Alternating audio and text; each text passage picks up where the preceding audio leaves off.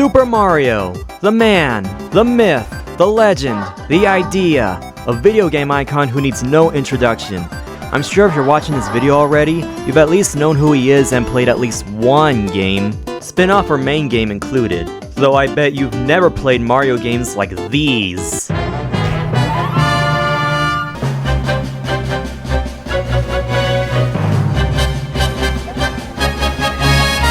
I'm Orbit, the alien Yoshi, and welcome to the new EpicFrick channel. And if you do want to see more from this channel in the future, please do make sure to leave a like and subscribe, and turn on that bell for notifications. With the recent announcement of the Switch 2 and Mario Kart World in the newest Nintendo Direct, I thought I'd take a look at some nostalgic Mario games, but not just any Mario games. Nothing of the likes has ever been released by Nintendo. Oh, no. We are going to be taking a deep dive into some fan-made Mario games, most of which you can actually still play online. A lot of these games are a relic of the mid to late 2000s, when YouTube was just starting up, MySpace was the dominant social media platform, and hating Justin Bieber became an absolute meme. Though as you can see by this graph, Flash has been in a steady decline since the early 2010s due to the rise of mobile gaming, lack of support, and new technologies such as JavaScript and HTML5 making more high-performance browser-based games able to work across multiple devices. As a result, these games have been nothing more than a time capsule to when things were a lot more simple, before people used social media to make money. You may have seen the disclaimer at the start of the video, so you can probably guess where this is all going from here. Please note that I'm not here to belittle or bully anyone for making these games. They were made by passionate fans who had some free time on their hands and want to add a bit of their own flavor to the Mario universe. I strongly believe their work should be appreciated, as they were likely someone's first time trying out game development and even got their careers kickstarted this way. And I do remember stumbling upon most of these games back in the day when I was younger.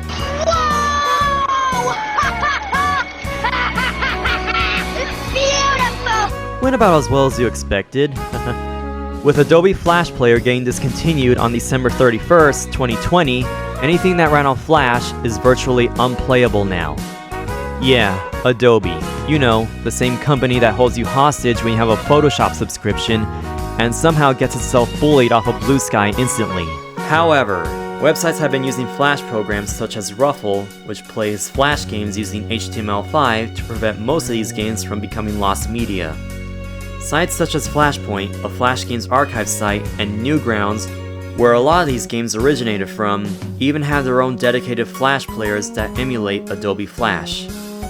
And this was how I was able to record most of my footage. However, a side effect of this is that a few of the games aren't fully functional like they used to be, so for some of them, I can't take a look at them properly. I'm so sorry, Super Mario Bros. Crossover. But now I have to ask, do they still hold up today, or are they just products of their time? Let's find out!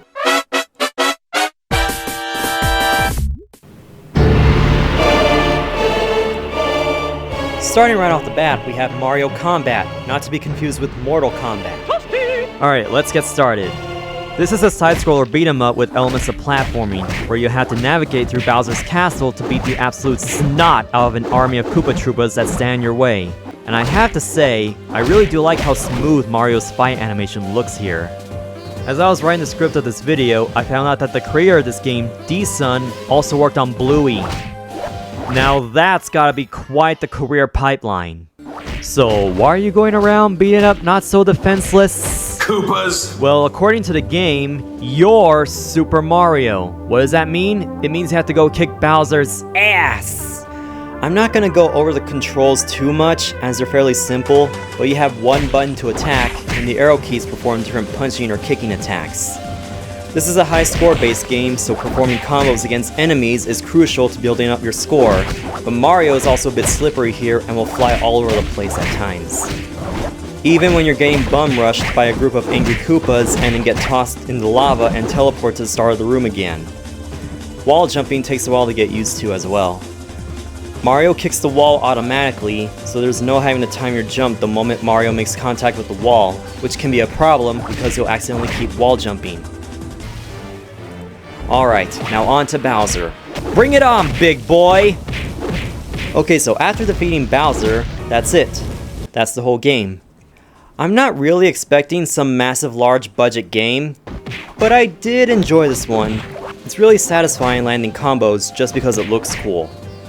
Overall, this game is a classic and is considered to be among one of the greatest Mario Flash games of all time, despite how short it is. Descending Orbit.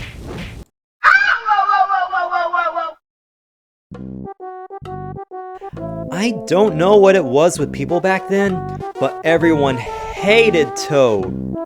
All he said was that the princess was in another castle after being freed, and this is the thanks he gets. Oh my god! Also, there's his voice in Mario Kart 64. Well, if you ever wanted to take your anger out on Toad, then this is the game for you. Toad Massacre. All you do is stomp on Toads while avoiding the Spinies, though somehow you die when you touch Toad. And sometimes, Lakitu will spam Spinies everywhere. And sometimes, nothing happens for a bit. And then you'll just keep dying over and over and over and over and over again. I really don't have much to say about this one. It's a weird game, but it is what it is. Okay, here we have another game, this time starring Mario's brother, Luigi. This is Luigi's Revenge Interactive. Anyway, it's your average Mario side-scroller, but this time with Luigi as the main star. Nothing much to say really, but he does kind of look funny every time he jumps. So what exactly makes this Luigi's Revenge? This does kind of feel a little basic. Now, on to a boss fight. Okay, this is some kick-ass boss music. Perfect nightclub music for you to dance until you drop.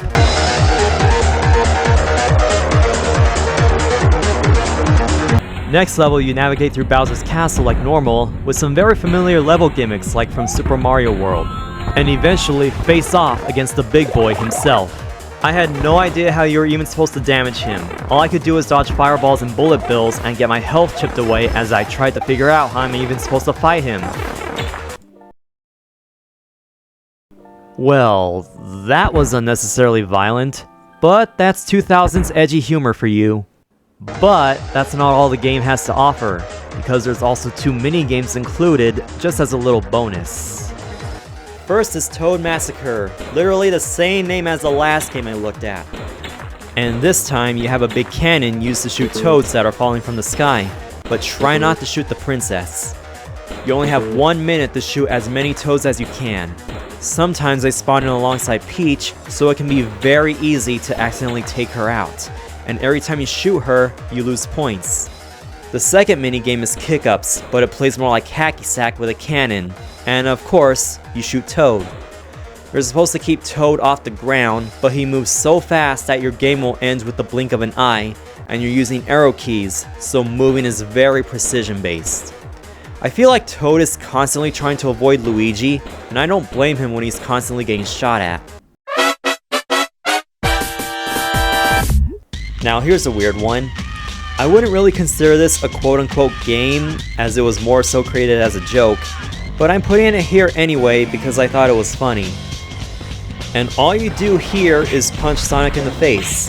Why? Who knows. Every punch lands you a point. You can only control Mario, but somehow you can't control Sonic. Every key you press on the keyboard punches Sonic. Every punch I landed while recording this video was a different key press. You can't punch Mario as Sonic. Q, W, E, R, T, Y. What does that spell? Pain. Hey Mario! What kind of beef do you have with Sonic anyway? Luigi, the rat bastard cheated at the Olympics, and he owes me 500 coins. Sega and Nintendo tried to put us together, but I know he still has it out for me. I sincerely hope he chokes on a chili cheese dog. Mario, stop! He's in enough pain! I have no idea how I'm gonna segue it into the next game, so here we go. Yes. Unalive. The Plumber. Okay, so for this one, you're basically playing as the Goomba at the start of World 1-1 that's unalived so many first-timers. I'm sorry, I mean Roomba. And your goal in each level is to... It's simple. Unalive. The Plumber. The challenge this game brings is figuring out how you're gonna challenge this Timu Mario into falling for your trap. Most levels have you racing against the plumber before he reaches the flagpole at the end, but there's such a narrow time frame that you'll just barely land a hit on him at the last second. Some levels have different playable characters, such as these spiky versions of whatever these are supposed to be, Goomba, whatever. These red ones can jump, and the green ones can throw axes like Hammer Brothers. You can even play as various other monsters, such as the Swamp Thing. It slowly starts getting hard though, as timing is very crucial. This game also has a sequel. This time, you start off in World 4. Yeah, it's the same as the first game, but it's still fairly challenging. I kinda wonder why Nintendo hasn't made a game like this where you play from the perspective of a Goomba before. I think it would make for a cool spin-off idea, like the time Mario and Peach switched roles. Speaking of which... A Koopa's Revenge. Another Flash game where you play from the perspective of a Mario enemy, but this time you're playing as Koopas. And it's another one of those games that makes Mario look like a total jerk. Hey, Stinky! Like, geez, what's your problem, man? The poor Goombas were just having a birthday party and Mario and friends just wanted to make them suffer. So it's a classic Mario 2D side-scroller where you gotta go and get your revenge, hence the title and... Did that just happen? No, seriously.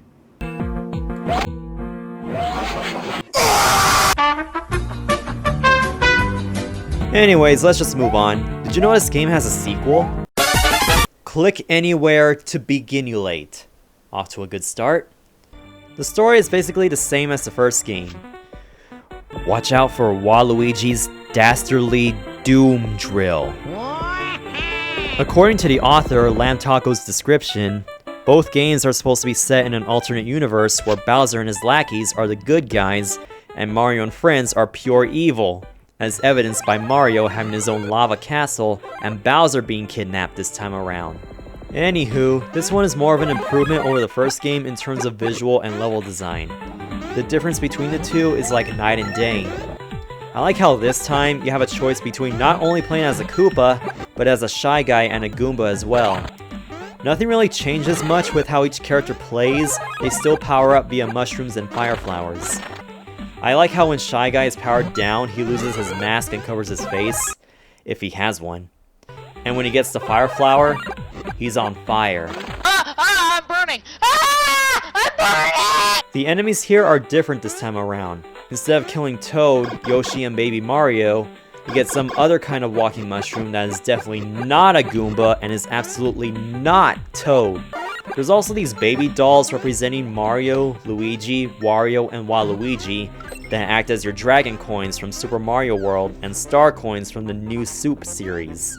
This is quite a solid 2D platformer with a neat twist. Out of both games, I would highly recommend the second one over the first.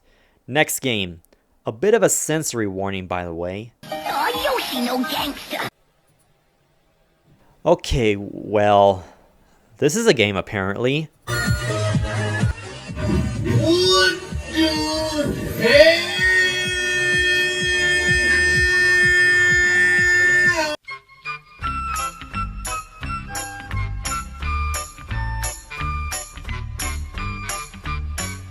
If you are a Mario fan on the internet, you probably recognize this iconic Photoshop edit of Mario with guns. Sounds violent. How does it play?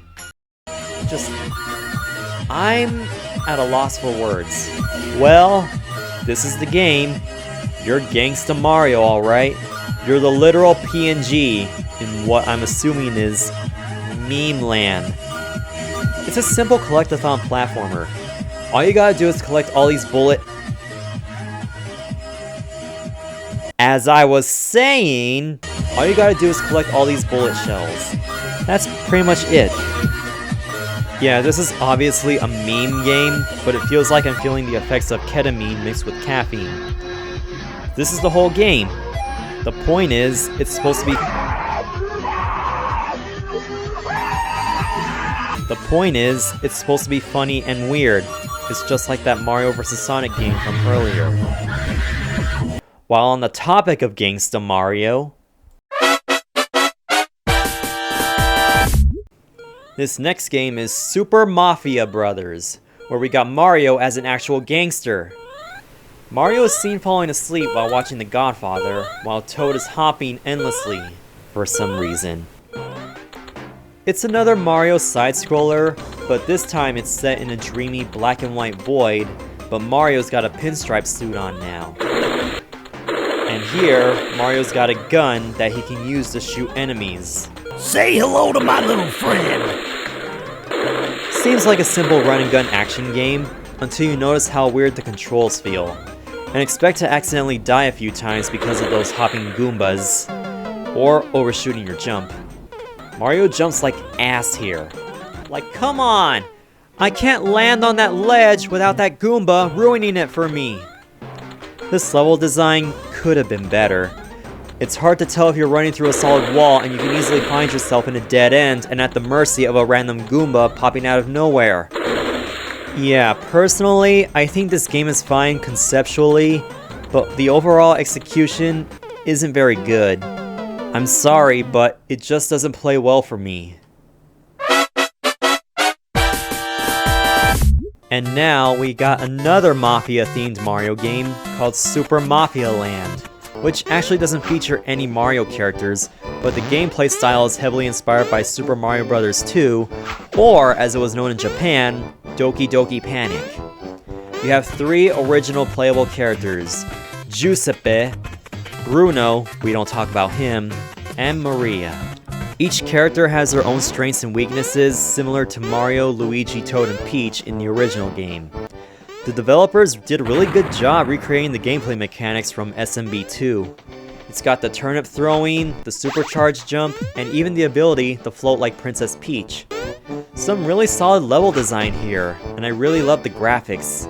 But unfortunately, as I was recording the gameplay, I ran into a problem. After this boss fight with this Wish.com Birdo, I was able to complete the level, but you have to play this bonus minigame at the end for a chance to earn bonus lives. But that's where the game stops working. I mentioned before that with the death of Flash, not all the games featured here are going to be functioning normally under Ruffle or Newgrounds player. It just won't let me get past this point. I don't know if it's something wrong with the emulator or just the game itself, but yeah, I am pretty much stuck here. Which is a real shame because I love how this game looks, and I wish I could see all the other levels that were playable. Still, you gotta give credit where credit is due. And with that, let's move on to the next game. Now here's a cool video game concept. This is Droppin Beats, a simple Mario-themed music game where you have to dodge objects to the beat of a Mario song. Though there's only 3 songs, they each have their own difficulty level. It's not really much, but the idea of the game is there. This is a game all about trial and error. Each song has a set pattern in which objects and enemies will appear in tune with the music, and with 0 indication on when and where they'll appear next. And you better hope you have good reflexes and muscle memory, because this game will test them. Haha! They'll never get me in the corner up here! I'm a freaking genius! What did I hit? This feels like a bullet hell game like Toho, but without all the insanity. Though you'll probably have a better time with it if you're a patient person and have photographic memory. It would be cool if we got an actual rhythm game like this. Correct me if I'm wrong and there's an actual game like this. Please let me know in the comments. Okay, so as I was getting to record more gameplay footage, I let my curiosity get to me and found out this game has sequels. 5 sequels to be exact. All by the same creators, LaValle Lee and Jordan Kinsley. So here's Droppin Beats 2, and with a sequel, that means more songs to choose from.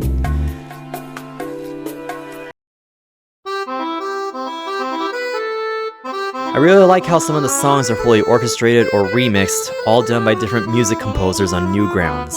As for the gameplay itself, it's just the same as the first game. Not much, but at least the songs are different, though I did notice one thing about all the games in this series. A lot of the enemies are kinda out of place compared to the backgrounds. You'll have the World 1 background from Super Mario World, but the songs start off with boos. Where's the haunted house? I do feel like every single enemy that appears doesn't really follow the beat of the music all that well. It just feels way too randomized. But that's probably the point of this game. It makes dodging all the notes less predictable and will take a lot of memorization to guess the pattern. There's still one-hit deaths in this game, so there's absolutely no room to make mistakes. Droppin Beats 3 actually does make some improvements over the previous 2 games, 6 more new songs, and this time, you're immortal! Nothing can stop you! Nah, not really. You do get a health bar this time, which you can disable if you enjoy one-hit deaths. You can even change how your cursor looks. This game offers a bit more customization than before. It's not really a lot, but still, it's an improvement, at least. Droppin Beats 4 is basically the same as the first 2 games, but this time is themed around the Legend of Zelda series, but mostly Ocarina of Time. Ganondorf! Suavemente. Droppin Beats 5 also isn't technically a Mario game, but it's themed around Donkey Kong, which is connected to Mario, so technically it is a Mario game. It's the same game, but with Donkey Kong music this time. And now is a good time to mention that both Droppin Beats 4 and 5 basically removed all the options from the third game, which makes me sad because the ability to switch the health mode was definitely what this series needed to ease newcomers into the gameplay style. There's also one more Droppin Beats game, Droppin Beats Remix, featuring 3 songs from the previous versions of the game, plus 2 songs themed around Tetris and Kirby. I mean, that's nice, I guess. I think it's a decent swan song for the Droppin Beats series, and while these games aren't that easy, they do have a bit of replay value despite the limited selection of music. I'd say give all of these a try. LaValle Lee and Jordan Kinsley did eventually go on to make an entirely new version of Droppin Beats called Dodging Beats, which drops all the Nintendo theming and is basically its own theme, with entirely original music and power-ups released on Newgrounds in 2019, and I highly recommend it. Anyways, that's all I have to say about Droppin Beats as a whole. Now let's get back to business with the next game on this list.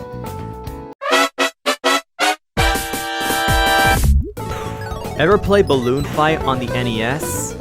How about playing Balloon Fight but with the Mario Brothers?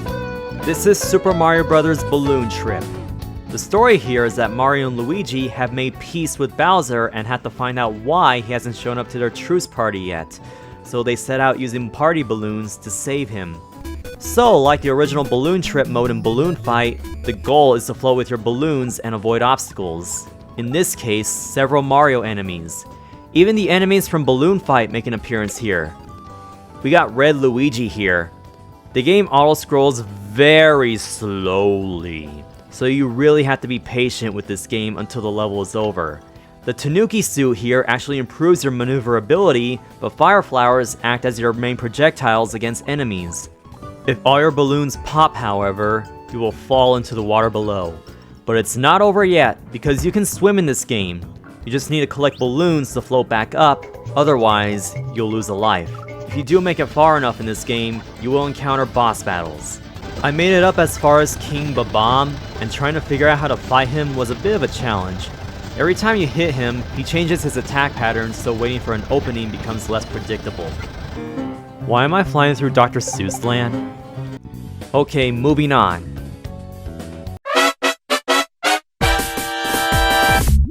You like Super Mario Bros., the classic 1985 NES platformer? You also like Tetris, the classic Russian falling block puzzle game that Harvard researchers named the phenomenon after? What happens when you mix these two classic games together? You get Tuper, Tario, Tros. Try saying that 5 times fast. Tuper, Tario, Tros, Tuper, Tario, Tros, Tuper, Tario, Tros. blah. Okay, so you're playing a very zoomed out version of Super Mario Bros., but something about the level design seems very off at first. There's a cliff you can't reach at all. And that's when the game introduces you to its main gimmick, the ability to switch the game to Tetris mode, where you have to control falling blocks to fill in gaps or build stairs to help Mario navigate through the level, but now it switches to auto-scrolling. Enemies will also be crushed by falling blocks, even from the side. You can even clear lines in this game like in Tetris, but with such a large space, it's hard to tell what a full line is supposed to be, but the background has a stripe pattern with the same width as a Tetris playing field to guide you, so you would have to use your best judgment and avoid completing a line accidentally while platforming as Mario.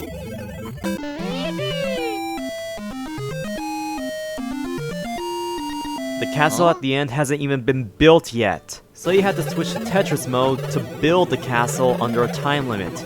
And it has to be perfect. You have to fill the whole space with not a single block out of place. Once you screw up though, you might as well run into any of the Goombas pouring out of the pipe. Is it too much to just complete the level? Why do I have to do this? Was this even necessary to phone in on the whole Tetris gimmick? Let me finish the level! But I do like the concept of this game. I'm surprised Nintendo hasn't thought of doing a crossover like this.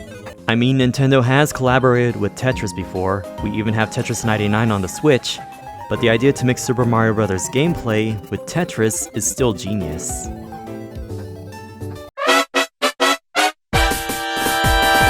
To end this video off, I'm saving the best game for last. Here we have Super Mario 63, a 2D demake. That's right, a demake, not a remake, of Super Mario 64, created by Renow.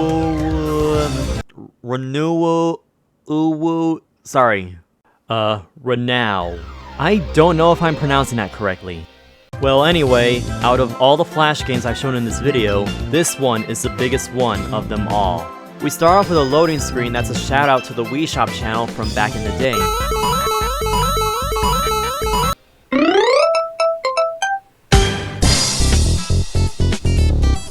And this is probably one of the best title screens for a Flash game. I don't want to dive too much into the game itself, but the overall presentation of this game is just perfect, going from the title screen to the intro cutscene to the tutorial level.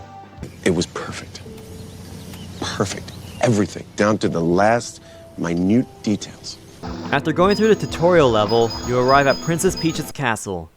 You'll notice at this point that while this game is based off Super Mario 64, it takes a lot of creative liberties outside of the original game to make it stand out on its own. It borrows elements from Super Mario Sunshine, such as Shine Sprites being the main collectible, and Flood being a power-up that can help Mario navigate through the levels, which are all 2D reimaginings of the courses from 64.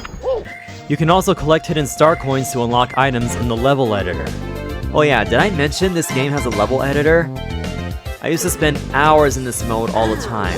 This has to be one of the most thorough level editors in a Mario game, and this predates Super Mario Maker by several years. Anywho, as you progress through the game and collect more Shine Sprites, you'll gain access to Bowser levels just like in the original. The Bowser theme remix here is just the icing on the cake.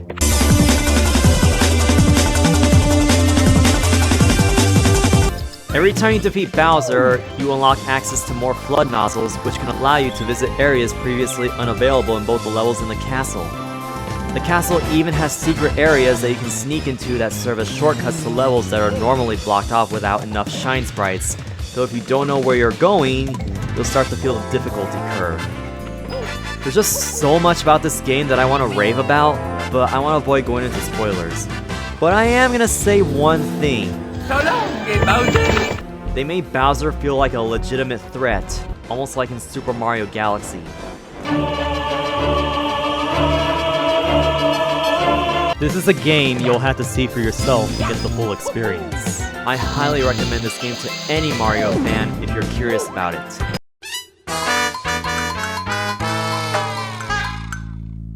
So apparently, this game was seemingly removed from Newgrounds for some reason. Wait, they made a sequel? Well, bint my bogos, they actually did it!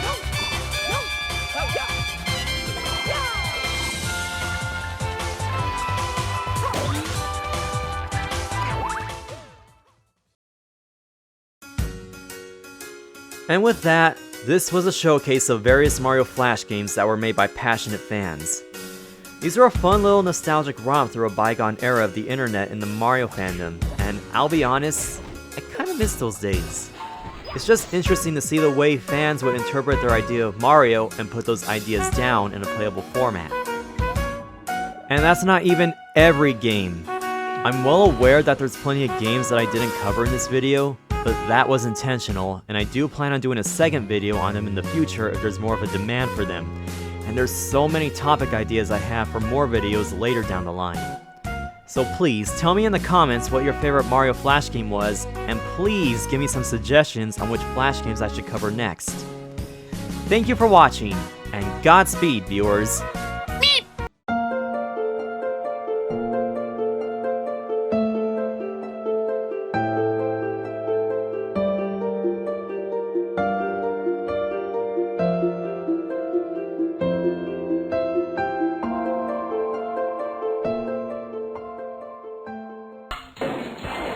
You've been punching him for 12 hours, Mario! Don Tortellini sends his regards. You blue gumball son of a bitch.